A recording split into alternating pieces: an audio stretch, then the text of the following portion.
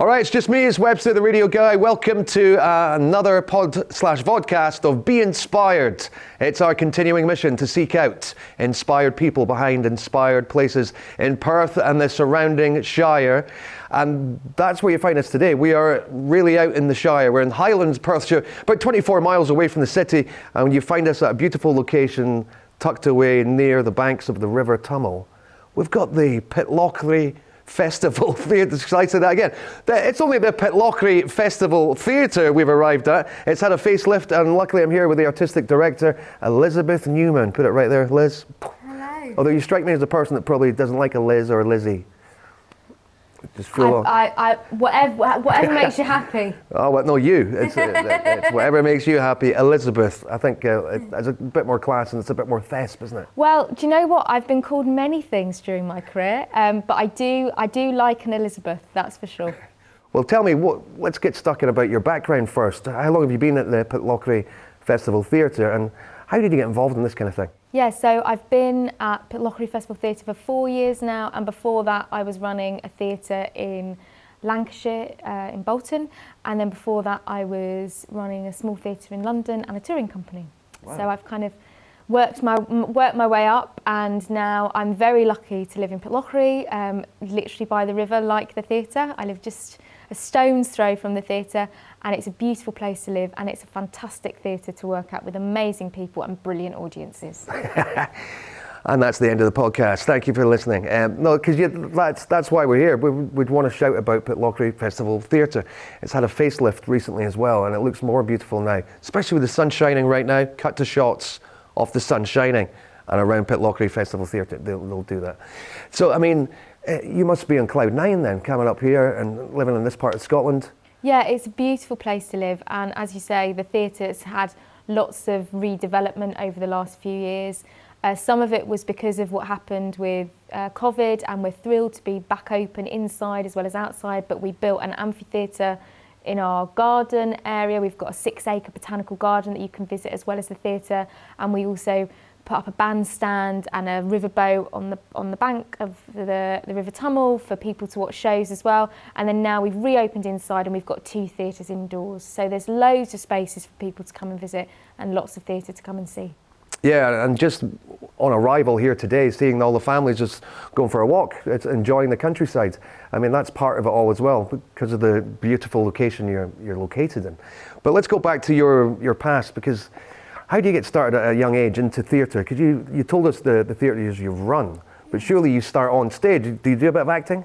Well, I started as a ballet dancer, as an actor, and then I wasn't very well as a teenager, and I wasn't able to do that anymore, which is when I started directing. So for me, theatre is, as you say, it's about taking part, and it's also about watching it too. But yeah, I really love... You didn't lose the bug?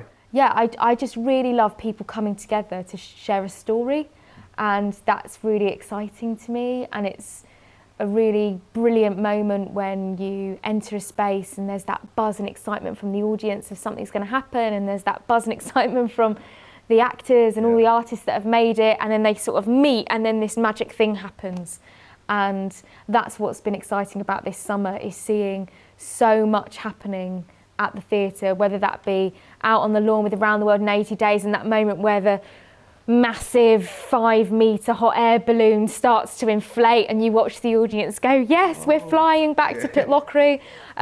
Or when you're sat in the auditorium and the lights go down and you hear the drums start to go and we're going into the start of Sunshine on Leith. Yes. Or, you know, in the amphitheatre when you're sat there nestled in the woodlands and, you know, the fairy lights are on, or the festoon are on around the back of the audience. And I remember that first time we opened Sherlock Holmes in the amphitheatre, which we opened this, one of the opening shows of the season, and just that buzz and excitement for the audience to be back there. So it's just a really exciting moment meeting an audience with a show, and the audiences here are absolutely fab, and they come from all over Scotland. And because we're right in the heart of Scotland, you know, if you're looking at a dartboard, we are the bullseye. It's really easy to get to thanks to the A9.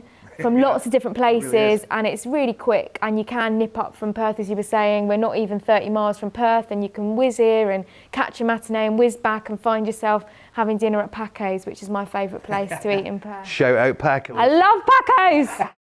Well, we can obviously tell that you've not lost the thespian bug, and the fact that you still get the buzz from putting on the shows and seeing the cast and crew and the audience and everyone smiling and all enjoying those special moments. It's like an extended celebration of a football goal, I suppose, but it's just elongated because the buzz is so much. So let's talk about the latest buzz. You mentioned Sunshine and Leith. That's on right now, right? Yeah, so at the moment we've got several shows in rep. We've got Sunshine on Leith, Noises Off, Private Lives, Little Women, Around the World in 80 Days, Under Another Sky, all playing in rep. We open another one next week, Sister Radio, which joins the rep, and then we have another one join in a few more weeks called The Maggie Wall, which joins the rep. And we open our brand new studio theatre next week with Sister Radio. Whoa, wow, that's a lot going on. I mean, all that cast and crew, are we talking a team of hundreds of people here? Yeah, yes, there's lots of people. There's 20 actors in the ensemble. There is, a big staff team, a big stage production department that sits within that team, and then there's also lots of visiting freelance artists that help make it happen. And then lots of the shows after they've been here in Pitlochry, Sunshine on Leith went to Edinburgh and then came back again because we opened it here. And then Sister Radio is a collaboration with Stella Quines, and that's going on tour. And Little Women is a collaboration with Watford Palace, and it's going to London after it closes here. Wow. Okay, that's stellar, all of that, isn't it? And when it comes to these performances, do you, as a theatre, do you think to yourselves, right, we want to put our own twist on this storyline? We want to, you can do that, can't you? You can actually alter the script. And you could. Well, some of the scripts we've actually commissioned, so they're new, especially for us. So that is, a blank canvas to be filled, even when it's a well-known story. And even those classic pieces like Sunshine on Leith or Noises Off or Private Lives, we're doing absolutely new, fresh productions in Pitlochry, and we build all the sets here, make all the costumes here, and if you fancy coming for a tour, you can also do that over the summer. Yeah, I was going to ask about the props as well, because the one you mentioned about Around the World in 80 Days, that must be a big moment of the production. But do you have to source these props yourself and then make them yourselves? Yeah. So we source everything. So sometimes that arrives in bundles of wood that then get built into massive pieces of construction, and sometimes it will be, like for instance, our car for Wind in the Willows that we got last year, which you will also see this year being used again, was shipped across a very long distance over a couple of oceans, and we were literally tracking it as it arrived, and when it arrived we had to put it all together, and now it is the Poot Poot car, as we call it, which is a very old looking car, but it's actually electric, so good for the environment.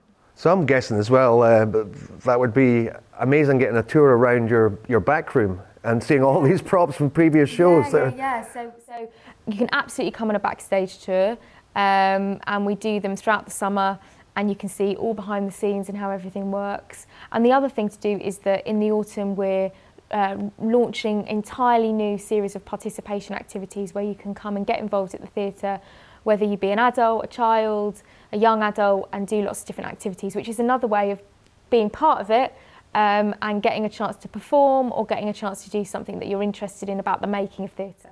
And that is any age what kind of age? So you can rock up when you're in your toddler form, as well as when you're slightly more mature, experienced in years. You can also join in. And the other thing I should say is that our garden that I spoke about before, where the amphitheatre is, it sits in 6 acres of botanical garden, and that garden is also our Peter Rabbit experience this summer. So you can come and tour around and get a story of Peter Rabbit through your mobile device as you walk around and see the different characters. And on Wednesdays you can actually meet real life rabbits. Wow. So tomorrow, if you were to come, you could get to hold a rabbit and listen to the story. It'll make me sad. We lost our rabbit Daisy, R.I.P., just 2 months ago. Oh no. Yeah, just found her in the garden. She wasn't in our hutch, which is always open, so she can run about the garden. But I think it was old age, 7.5. But thanks for bringing her up. Oh, sorry, Daisy. Cut to a memorial for Daisy. Thank you. So this is the new bandstand, and this is the new boat ship, and this is where we do Around the World in 80 Days. So that's over here. And then this is obviously the new shop area that we're getting more and more stock to share with people. And it's been great to welcome audiences back into this reimagined front of house space. And it's going to enable a lot more flow to support 2 theatres inside. So obviously we've got our main auditorium, and we've also got our studio theatre. And in the autumn this year, we're opening a show in our studio, which is a co-production with the National Theatre of Scotland, which is Enough of Him, a new play, a very important new play about Joseph Knight. And then in our main auditorium, we're producing Shirley Valentine, which is then going to Mull and Iona after it's played here. So it's going up to the islands. And then at Christmas, we are flying to Neverland. So we're producing Peter Pan and Wendy, which again, we're really excited to welcome back into the organisation lots of little humans as well as big humans. Hey, tell me more about Joseph Knight then, please, Elizabeth. Who's that? So Joseph Knight lived in Perthshire when he came here, and he was a black slave and he fought for his freedom. So the story looks at the real life of him and what happened to him, but it really is an exploration of power and how that impacts all of our lives, especially women. Plus, I mean, there'll be a lot of people will not be aware of his plight. Yeah. And this must be an original play from scratch from you and your team. Yeah, it's an entirely new play. As I said, it was commissioned with the National Theatre of Scotland by a fantastic writer called May, and we've been wanting to produce this production for a number of years now, so we're thrilled that it's finally happening and we're doing his new play. And you've cast it already, and you've got... It's all in the process. It's all happening now, in the same way it's all happening with Peter Pan and Wendy as well. But we have cast Shirley Valentine, and I am thrilled to share that it is a brilliant actor called Sally Reid, who's from Perth. Amazing. So you can visit Sally's hometown when you go to Perth and come and experience her being Shirley Valentine on our stage. So this is our main auditorium where we're producing several productions over the summer.